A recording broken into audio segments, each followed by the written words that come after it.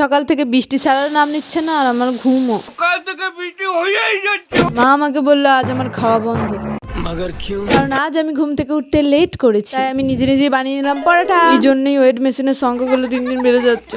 বলতে বলতে লাইটও চলে গেল, আর ফোনে চার্জও নেই। ছিলাম কি করা যায়, চলো সো যাতে হ্যাঁ। আমি শুয়ে ল্যাদি খাচ্ছিলাম, আর এরা দুজন এসে আমার সাথে যোগ দিল। ক্যামেরার দিকে কিরম হাঁ করে তাকিয়ে আছে, দেখো। হ্যাঁ মেরে রানী বেটি তো হিরোইন बनेगी রে। फिर मैंने अपने प्लास्टिक की कंघी से अपने बालों को भाया। বৃষ্টি হওয়ার জন্য আগের দিনের জামা কাপড়গুলো ভালো করে শোকায়নি, আর সাথে সাথে গন্ধও ছাড়ছে, তাই নতুন জামা কাপড় বের করে রাখলাম। মা বললো কারেন্ট এসছে, তাই আমি ওদিকে জল ভরতে গেছিলাম। আমি ওদিকে জল ভরতে গেছি, আর এরা ওদিকে নিজেদের জল ছেড়েছে, তাও আবার আমার নতুন জামা কাপড়ে। সব ভেবে মন খারাপ করতেই যাচ্ছিলাম। মা বললো তাড়াতাড়ি স্নান করে আয়, তোর জন্য সারপ্রাইজ আছে।